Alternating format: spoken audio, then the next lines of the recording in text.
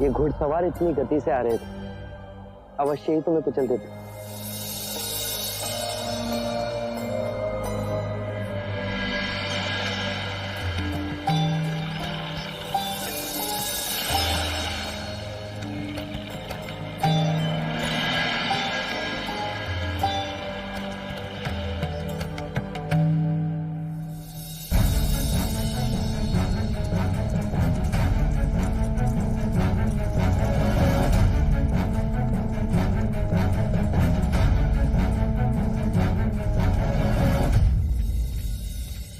अच्छा हो गया तुम मिल गए।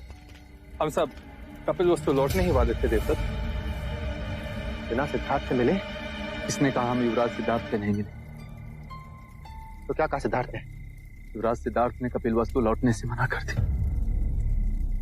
भाई की हत्या का मुझे कोई संकोच नहीं होता। भाग्यशाली हो सिद्धार्थ, स्वयं मेरे रास्ते से हट गए, नहीं तो आप कहां खो गए?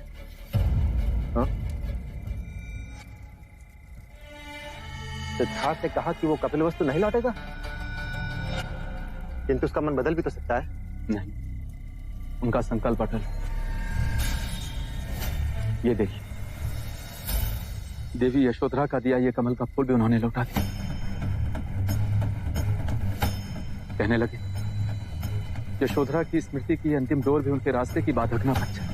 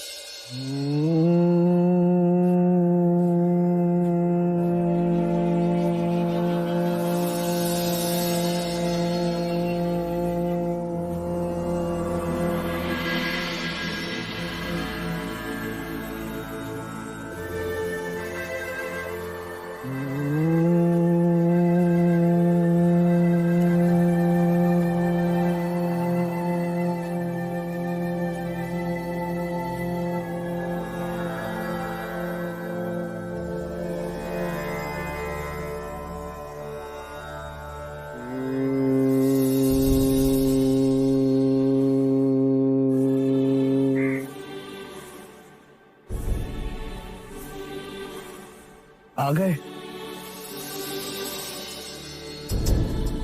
तुम्हारी प्रतीक्षा थी।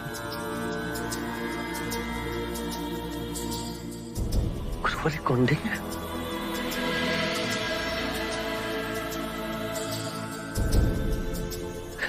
गुरुवरी कौंडिन्य, युवराज सिद्धार्थ। केवल सिद्धार्थ, उस युवराज को बहुत पीछे छुड़ाया। यही वो ज्योतिर्मय सिद्धार्थ है जिसके बारे में आप सबने मुझसे सुना है।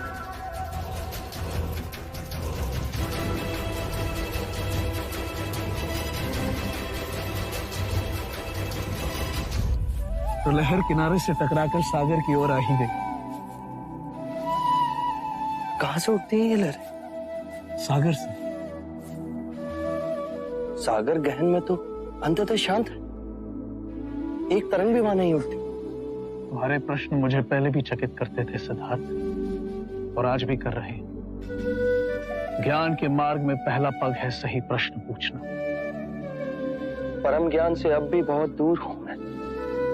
तुम्हारे मन की पिपासा तुम्हें इतनी दूर लेकर आएगी, ये कल्पना नहीं की थी। महाराज शुद्धोदन की चेष्टा के विपरीत वही हुआ जो होना था। मुझे जीवन और मरण के इस चक्र से मुक्ति के मार्ग की खोज है, और यही तृष्णा मुझे गुरुवर्य आचार्य अलार कलाम के पास ले गई। उनसे मैंने सांख्य शास्त्र और ध्यान मार्ग की दीक्षा ली। अब आगे की यात्रा के लिए मैं गुरुवर्य उद्रक रामपुत्र के यहाँ आया।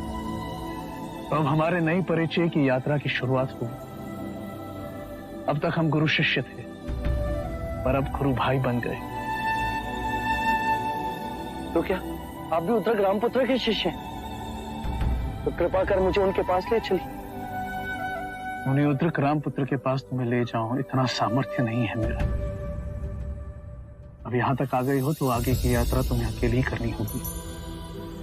सिद्धार्थ, सोच लो, उसके बाद पलटने का कोई रास्ता नहीं होगा। पलटने के लिए इतने दूर नहीं आया मैं। वो देखो, वो जो सामने वाली गुफा है, वहीं पर मुनि उद्रक रामपुत्र साधना कर रहे हैं। उन्होंने जीवन के 70 वर्ष से अधिक समय साधना के लिए समर्पित कर दिए। वो मौन रहते हैं। शिष्य यदि योग्य हो तो गहरे ध्यान में आकर उसे ज्ञान देते हैं। जो परम ध्यान साध ले उसी को मिलते हैं गुरु के दर्शन।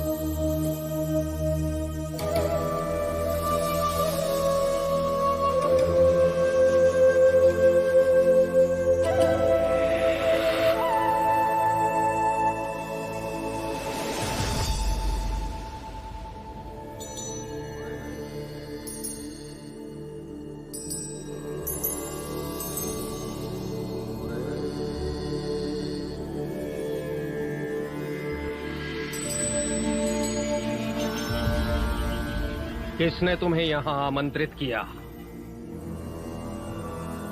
मेरी तृष्णा ने। वो क्या है जो तुम्हें यहां खींच लाया?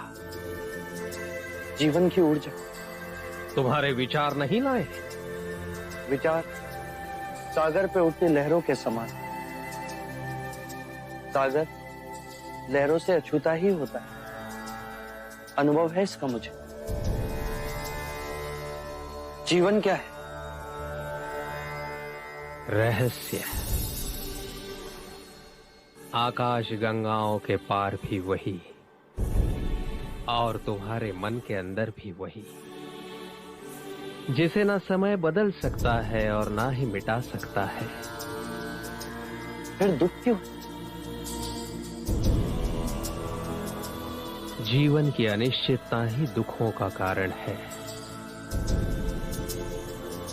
इस अनिश्चितता के पार कैसे जाएं? उस सत्य की अनुभूति से जो अचल, अमर, अविनाशी है।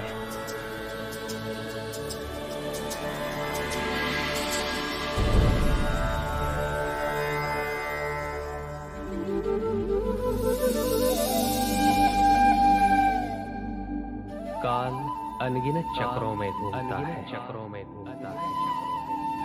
तब जाके कहीं औदुंबर का फूल खिलता है। वो चेतना जन्म लेती है, जो बुद्ध बनेगी। मेरे अहो भाग्य कि तुमने मुझे गुरु स्वीकार किया।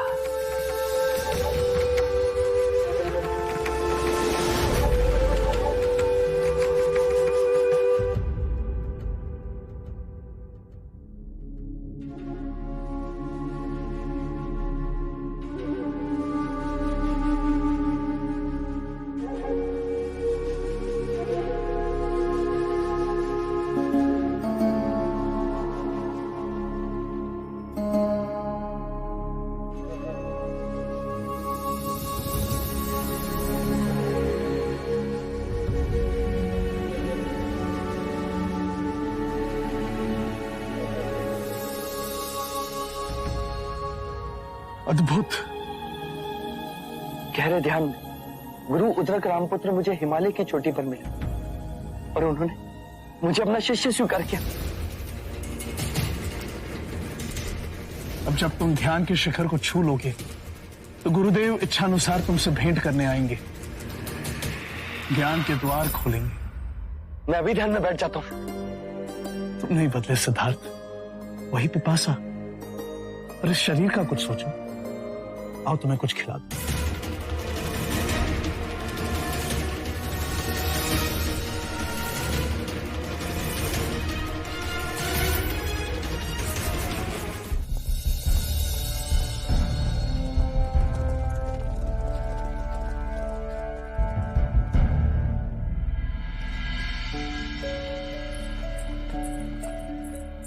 देवी यशोदा, राजा अमितोदन और अमात्य लौट आए। कुमार देवदत्त भी उनके साथ हैं।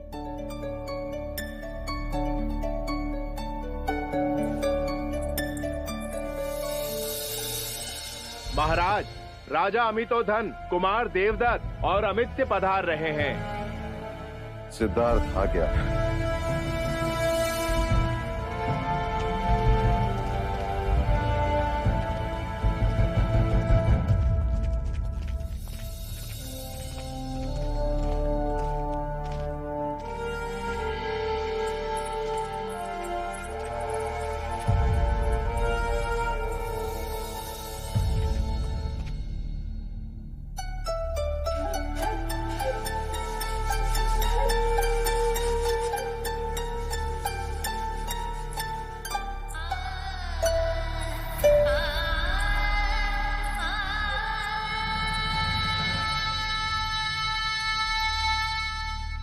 महाराज, हम अपने उद्देश्य में असफल रहे। क्या युवराज सिद्धार्थ नहीं मिले? युवराज सिद्धार्थ मिले, पर उन्होंने कपिलवस्तु लौटने से मना कर दिया।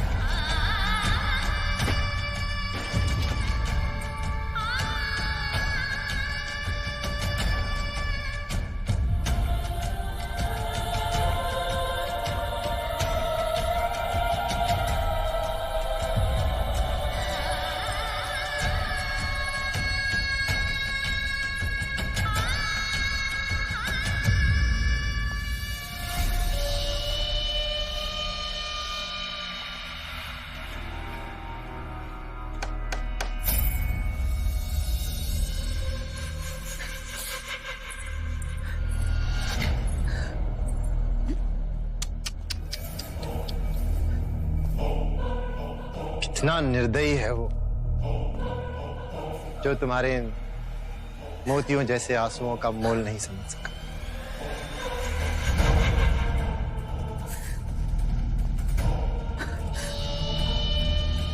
इसके लिए तुमने अपने श्रृंगार को भी नोच फेंका।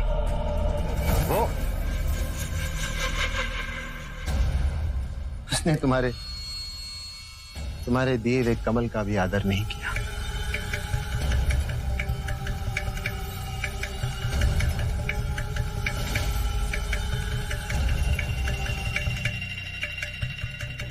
भूल गया है वो तुमको यशोधरा, भूल गया है। जिसके प्रेम की अग्नि में तुम अपना जीवन जला रही हो ना, वो स्वार्थी, वो निर्दयी, केवल अपनी शांति के पीछे दौड़ रहा है।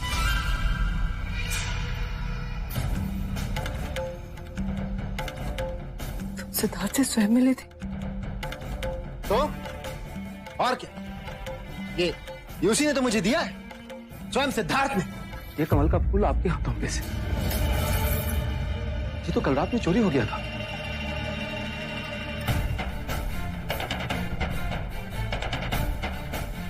कुमार देवदत्त ने मुझे दिया।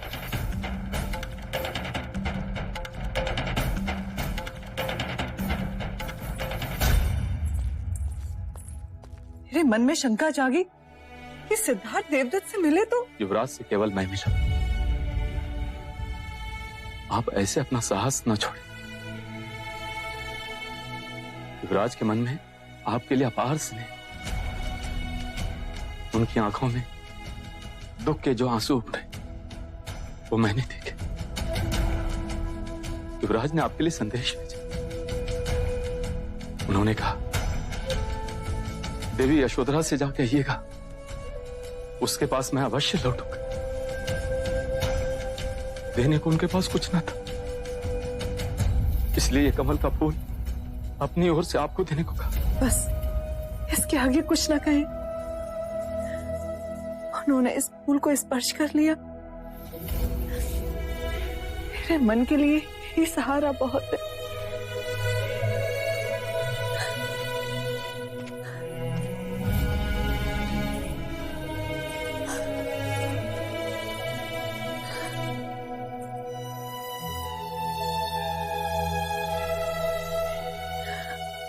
आप आओगे, मुझे विश्वास है।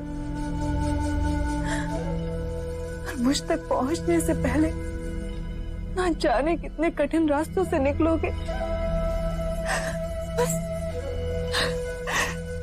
यही सोचकर मन रो उठता है।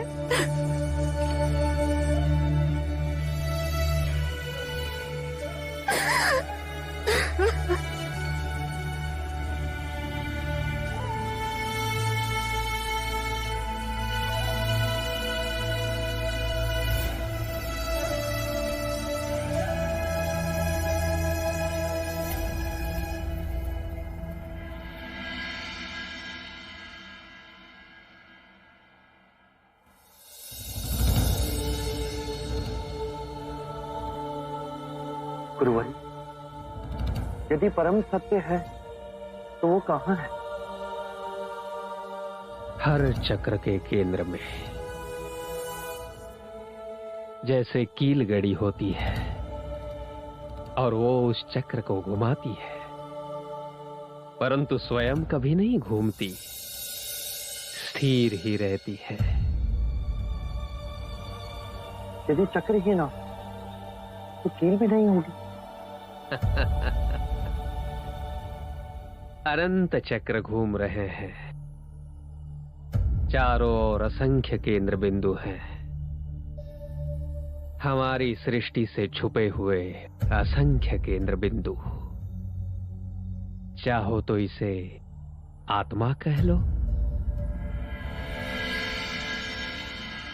बीच से भी छोटे और अनंत से भी विशाल,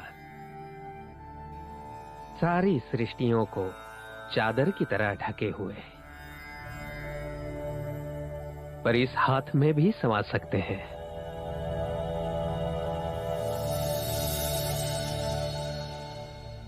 तुम्हारे प्रश्न का उत्तर तुम्हारी हथेली में ही है।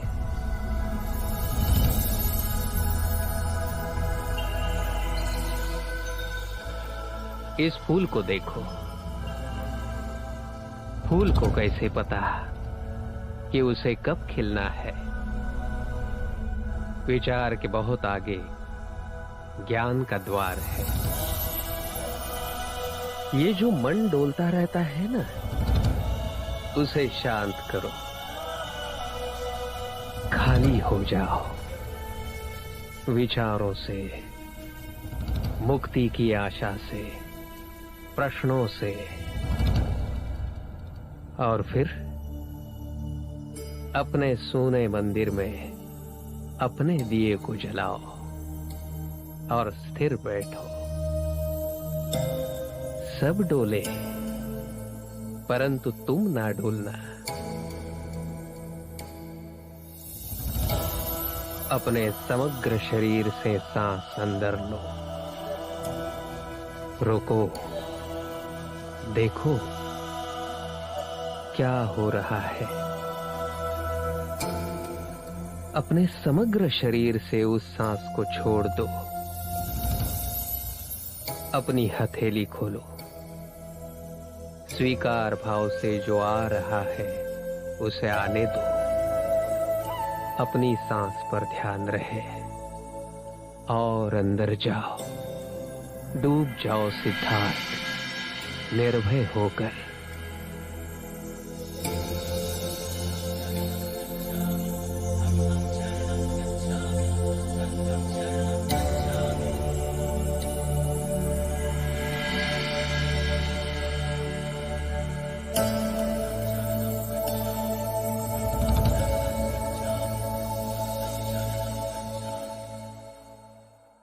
अब तुमने स्वयं अनुभव किया है,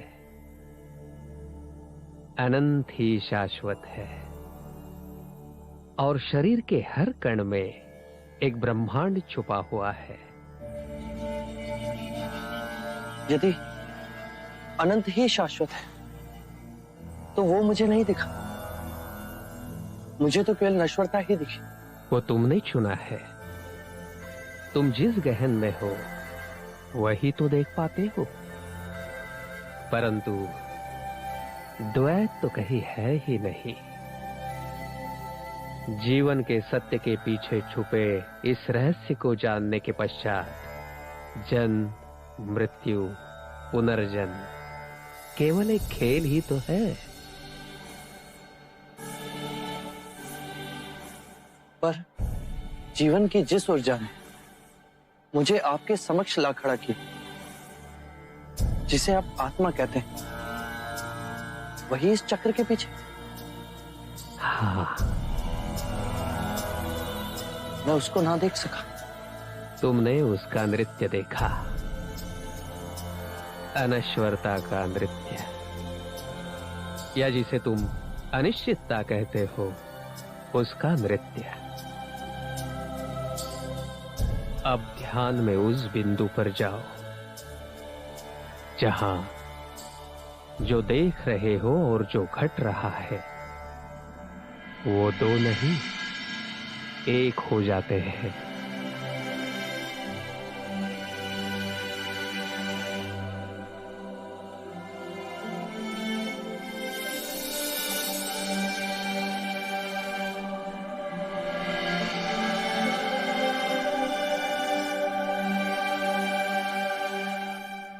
शिष्य यदि योग्य हो तो गहरे ध्यान में आकर उसे ज्ञान देते हैं। जो परम ध्यान साध ले उसी को मिलते हैं गुरु के दर्शन।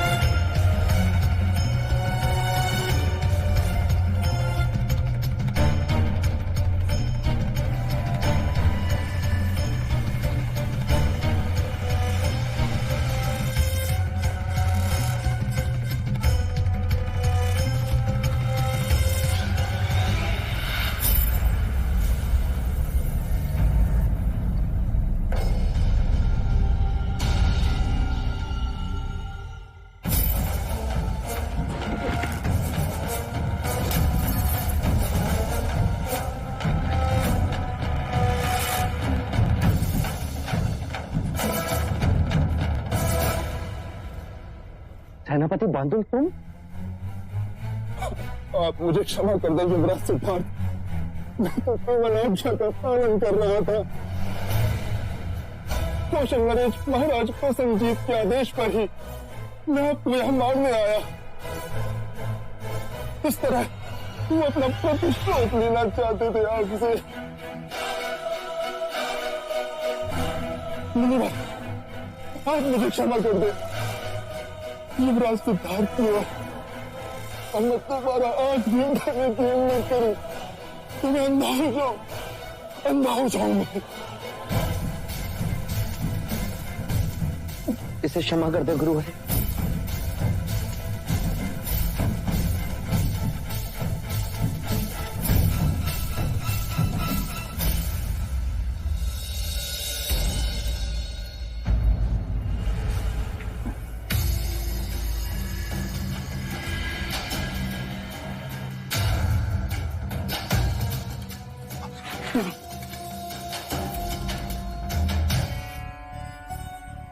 तुम कौशल लौट जाओ बांधु।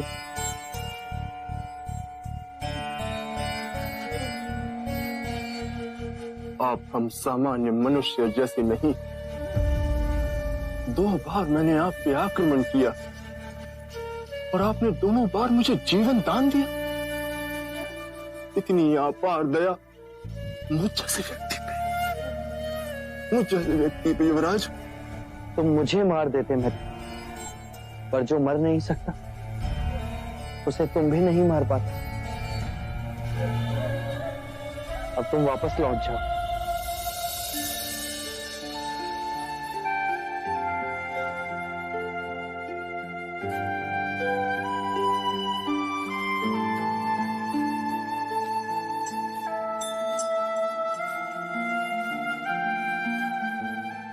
आज मुझे पता चला गुरु माता भी होती है और पिता भी।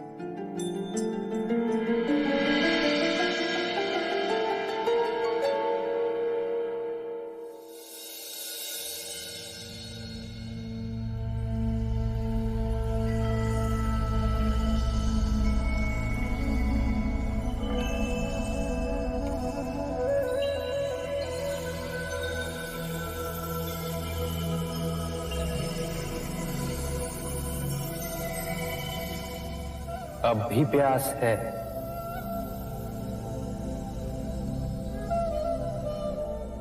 हाँ गुरुदेव,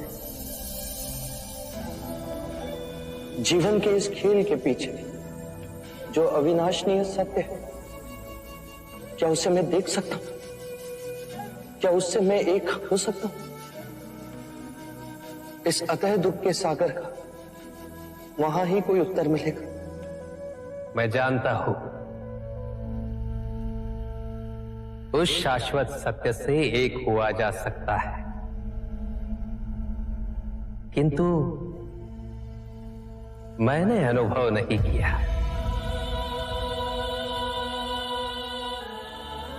इसके आगे मुझे नहीं पता। कोई ध्यानी मुझे उस अंतिम चरण तक ले जा सकता है?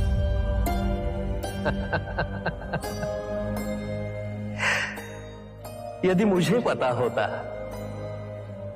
तो मैं उस ध्यानी के चरणों में ना बैठा होता।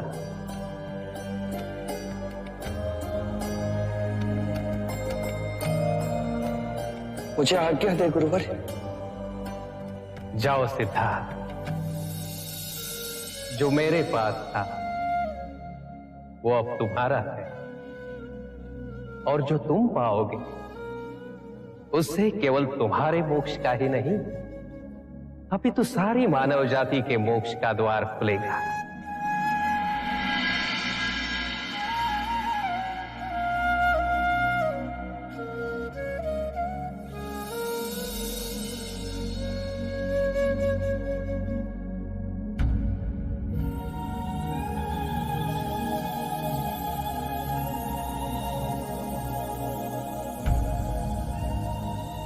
गुरु उद्रक रामपुत्र ने मुझे जाने की आज्ञा दी। अब आप भी मुझे जाने की अनुमति दें। अब किस ओर जाओगे? दंग श्री पर्वत की ओर। जब गुरुदेव कहते हैं कि सब माया है, तो हम अपने बुद्धि से ही समझ पाते हैं। आज तुम्हें जाते देख मन में इतना मोह उठ रहा है। 15 दिन में तुम्हारे प्रेम से वशीभूत हो गया मैं सिद्धार्थ। अब ये है माया का खेल, और इस माया से छूटने में न जाने कितने जन्म लग जाए। ये माया ही असीम दुख के हृदय में कुंडली मारे बैठी। जीवन के पीछे जो ऊर्जा है उसका मैंने प्रत्यक्ष अनुभव किया, पर उस ऊर्जा के पीछे क्या है, इसका उत्तर पाने के लिए अब मेरे प्राण ही क्यों ना चले जाएं, पर मैं अपने मार्ग पर अटल रहूं। ऐसा आशीर्वाद दें आप मुझे। ज्ञान की खोज में मैं तुमसे बहुत पहले आया, पर तुम मुझसे आगे बढ़ गए सिद्धार्थ।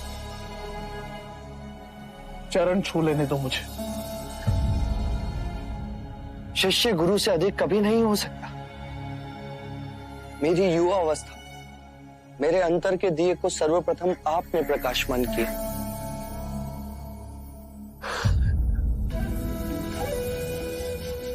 जीवन के भेद में परम सत्य है और उस तक पहुंचने वाले सिद्धार्थ का नाम उस सत्य की तरह अमर, अजर और अविनाशनीय बना रहे।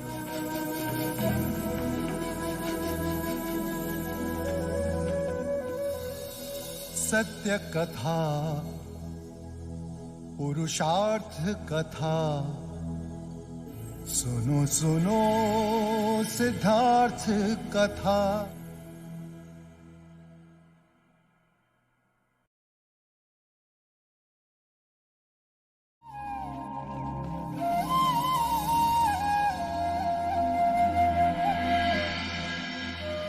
पालकी रोको। सिद्धार्थ, युवराज सिद्धार्थ, सिद्धार्थ।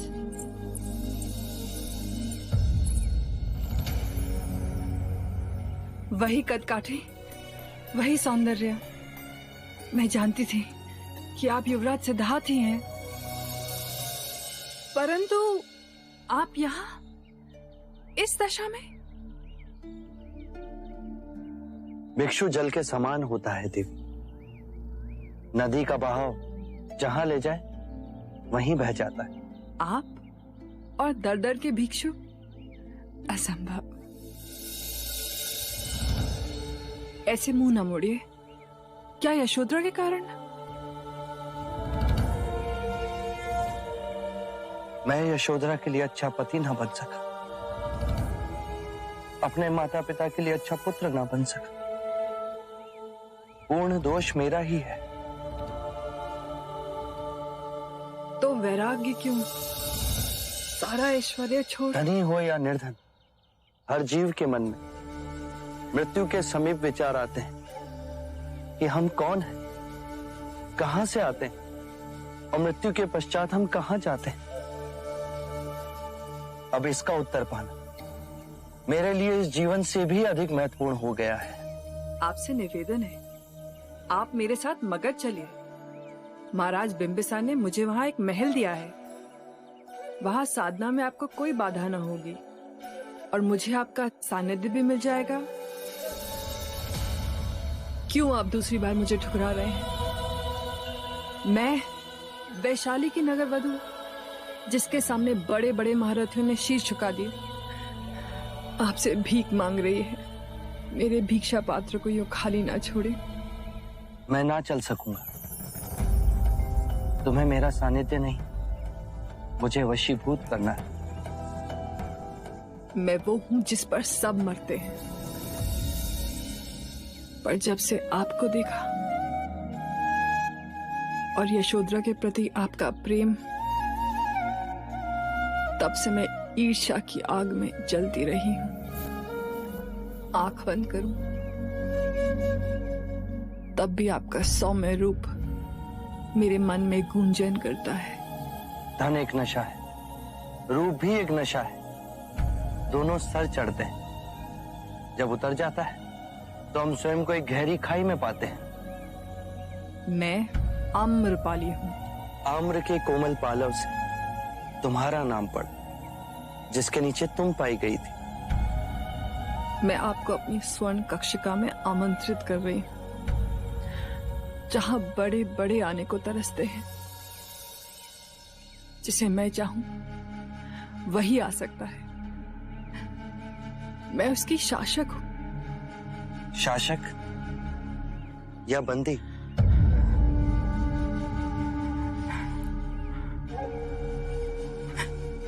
आपको कैसे पता कि सुंदर शरीर के अंदर इतनी पीड़ा है? बिना जाने आपने मेरे दुख को पहचान लिया। मेरी मुक्ति का मार्ग आपका सानिध्य ही है।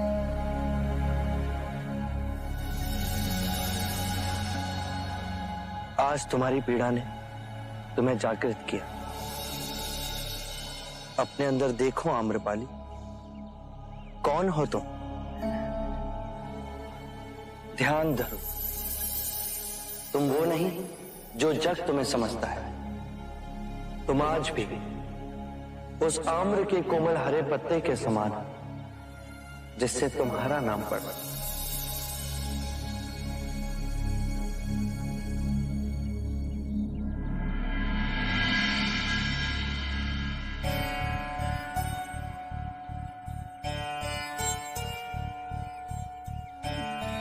जिसने मन को वश में कर लिया वो सबसे बड़ा महाबली। तुम भिक्षुक कहाँ हो सिद्धार्थ? भिखारी तो हम हैं।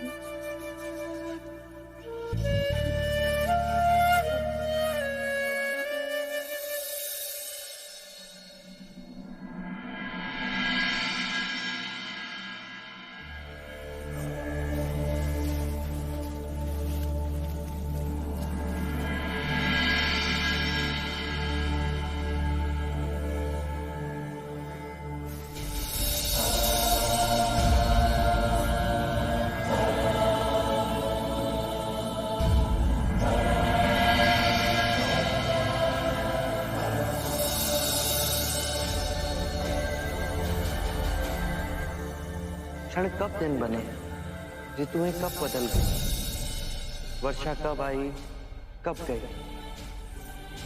3 वर्ष बीत गए कपिलवस्तु का त्याग की। उस मुक्ति की साधना में, इस तपश्चर्या के पश्चात मैं अब भी परम सत्य से इतना दूर। क्या मेरे प्रश्नों का कोई प्रति उत्तर नहीं मिलेगा? क्या मेरी खोज ही असत्य थी? ये निराशा का भाव मेरे मन का ही खेल है।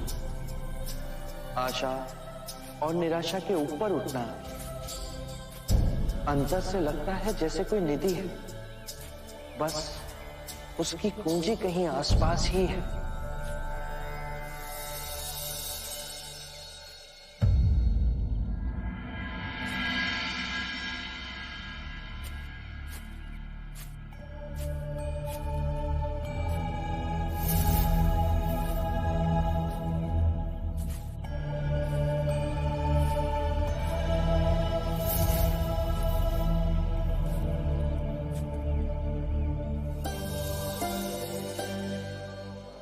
तुम्हारी जिज्ञासा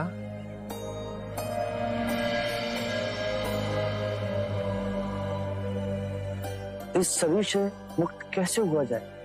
इस शरीर को सुखाओ, गलाओ, पिघलाओ, इसके सारे अहंकारों पर विजय पाओ।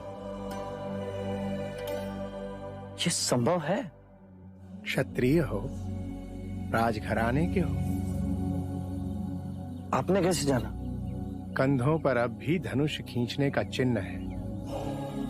हमारे परम गुरु भी तुम्हारी तरह राजकुल में जन्मे हैं। 30 साल की आयु में उनमें वैराग्य जागा। उनका सांसारिक नाम वर्धमान था, पर अपनी साधना और तपस्या से वे महावीर कहलाए। 12 साल तक वो गृह त्याग कर अपने शरीर को तपाते रहे, अपनी हर कामनाओं को उपेक्षित किया। फिर वो शांत हो गए, स्थिर हो गए। उन्होंने क्या पाया? केवल जाना कि आत्मा शाश्वत है। समय का कोई भी बंधन उसे बांध नहीं सकता, पर उसके चारों ओर कर्म के कण उसे अस्थिर कर रहे हैं। कर्म के चक्र से आत्मा को मुक्त करना है। अहिंसा इतनी पूर्ण हो कि मन में अहिंसक विचारों का भी स्थान न रहे। सत्य का इतना गहन पालन हो कि कोई भी प्रलोभन सिर्फ शमशान की राख लगे। ना चोरी करो, किसी के अनुभव की भी नहीं, और ब्रह्मचर्य का पालन इतना कठोर हो कि कोई भी शरीर की इंद्रियों को जगा न सके। सुखा दो हर उस कामना को जो शरीर की इंद्रियों से जागृत होती हो। इतने स्थिर हो जाओ कि मोक्ष की कामना भी समाप्त हो जाए। नीति नीति नीति। सत्य ये नहीं, ये भी नहीं, वो भी नहीं, परम सत्य के मार्ग पे मैं पूर्व के सारे ज्ञानों को नकारात्मक करता रहा। मैंने सब मार्ग सहज ही चुने,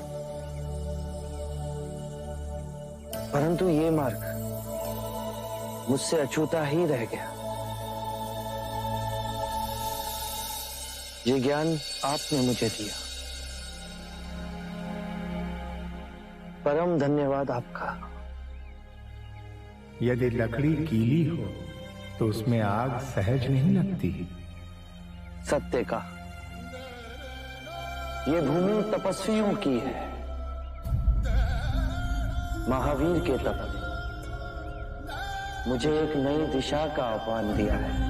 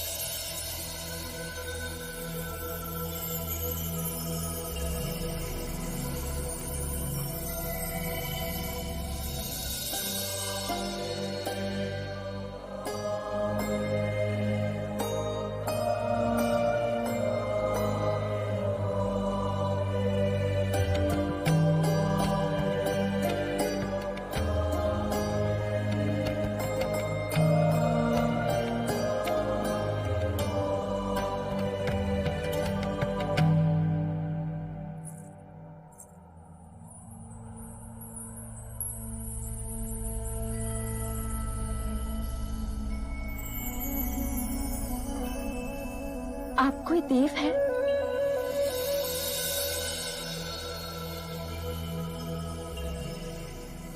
केवल मनुष्य। पानी पिएंगे?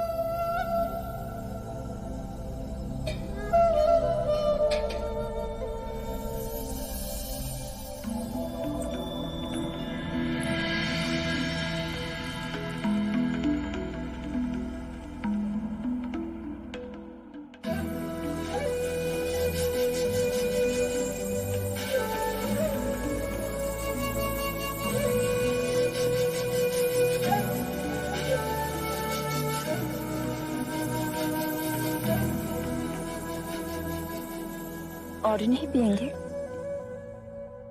और नहीं। 2 क्षण यहीं रुकिए।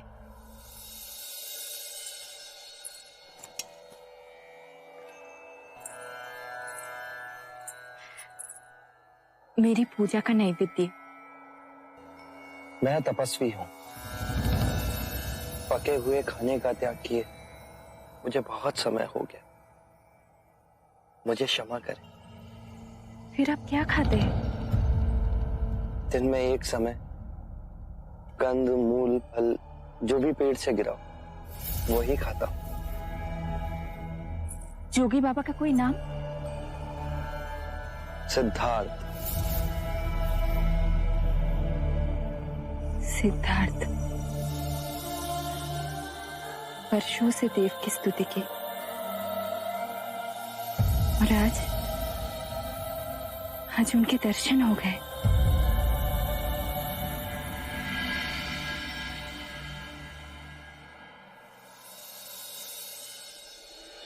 शासकीय सभा के आदरणीय सदस्यों, जब तक महाराज शुद्धोधन कार्यभार संभाल नहीं लेते तब तक रोनी नदी से उठे विवाद को सुलझाने के लिए मैं नए अध्यक्ष का चुनाव का प्रस्ताव आप सबके समक्ष रखता हूं। उचित निर्णय है ये। अवश्य हम इसे पारित करते हैं।